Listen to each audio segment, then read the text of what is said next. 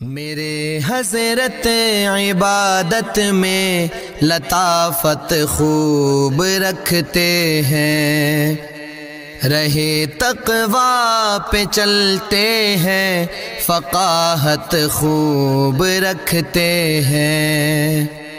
وہ بحر معرفت کے بحر الفت کے شناور ہیں۔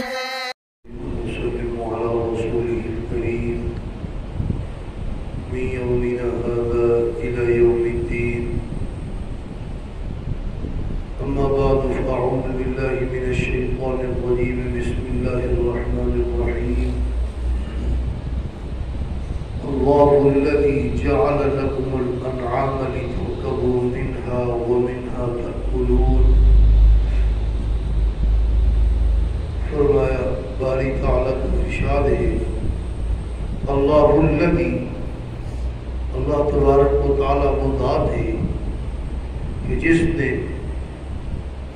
جعل لکم الانعام، بنائے تمہارے لیے مویشی، جانور چوپائے تمہارے لیے بنائے، لترکبوا منہا، تاکہ تم سواری کرو ان میں سے بعض پر۔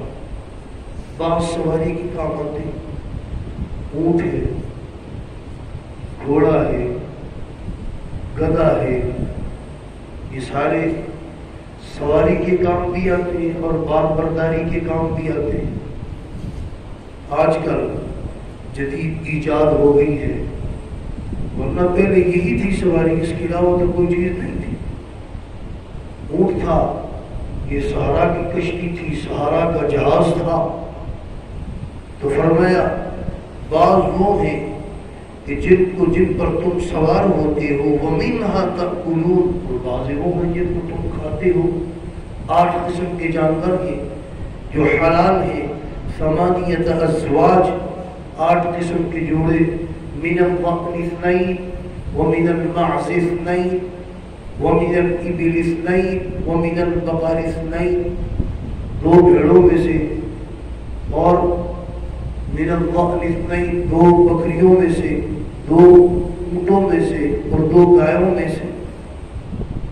تو فرمایا بعض وہ ہیں کہ جن میں سے تم کھاتے ہو، وَلَكُمْ فِيهَا مَنَافِعُ، اور تمہارے لیے اس میں ان میں منافع، اور بھی بہت سارے منافع ہیں۔ صرف یہ نہیں کہ تم سواری کرتے ہو اور کھاتے ہو، اس کے علاوہ تم ان کے بالوں سے فائدہ حاصل کرتے ہو، تم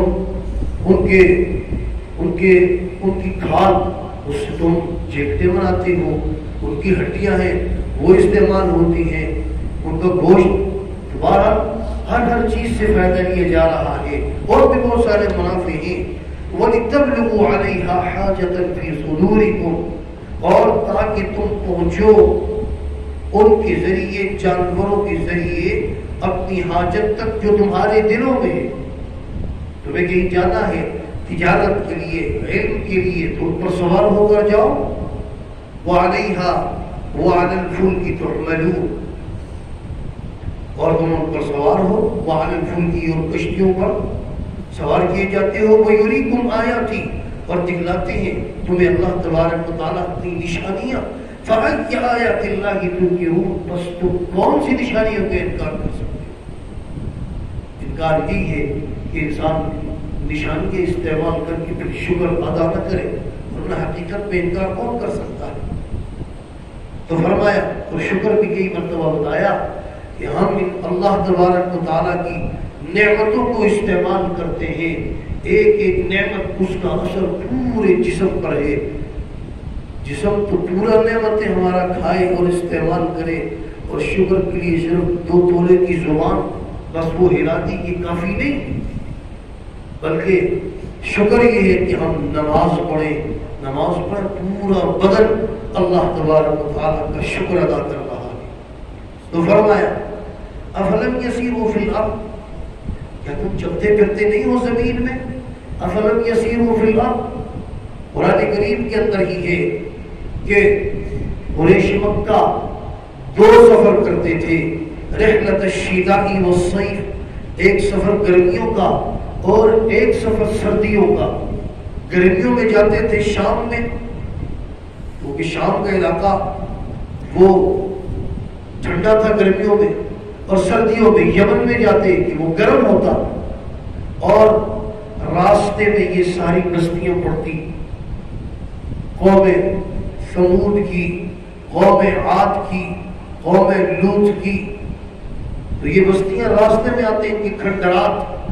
بخاری شریف کی روایت ہے کہ سرکار دو عالم سرور کونین صلی اللہ علیہ وسلم کا گزر ہوا غزوہ تبوک کے موقع پر، قوم لوط کی بستیوں سے غالباً وہاں سے گزر ہوا، لوگوں نے، صحابہ نے پانی بھرا، آٹا گوندا، آپ نے فرمایا کہ اس پانی کو گرا دو، اور جو آٹا اس سے گوندا ہے اس کو بھی جو ہے کھانا نہیں، اس کو بھی پھینک دو، کیونکہ جہاں پر اللہ کا عذاب آیا وہاں کی بستیوں سے، ان لوگوں سے، اس جگہ سے بھی نفرت، تو سرکار نے نفرت سکھائی اس جگہ سے، یہاں سے جلدی چلو، یہاں پر رکو بھی نہیں، اس پانی کو بھی نہیں پینا۔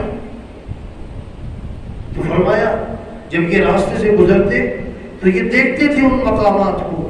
قوم عاد اتنی مضبوط قوم تھی، ان کا نعرہ تھا من اشد منا قوہ، ہم سے طاقت میں زیادہ قوم تھے، یہ ان کا نعرہ تھا۔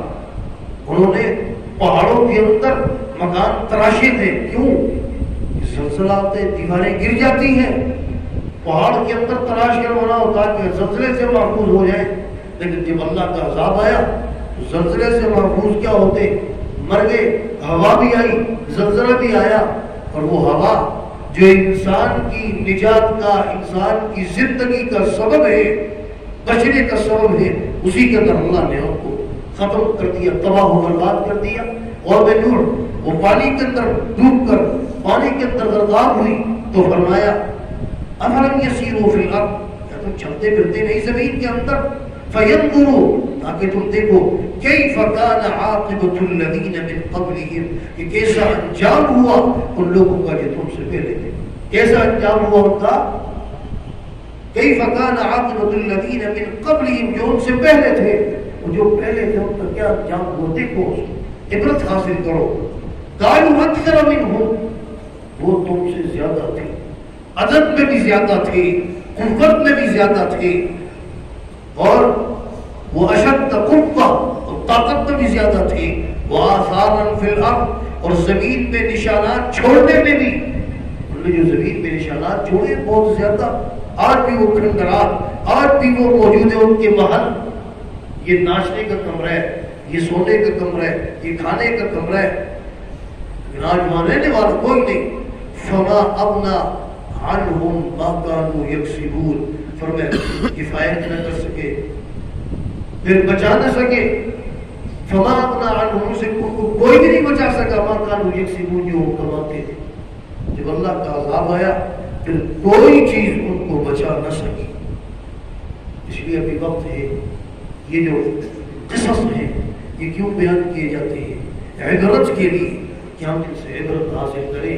اللہ تبارک و تعالی ہمیں قرآن کریم کی تعلیمات سمجھ کر اس پر ہم سب کو عمل کرنے کی توفیق عطا فرمائے۔ وآخر دعوانا الحمد للہ رب العالمین۔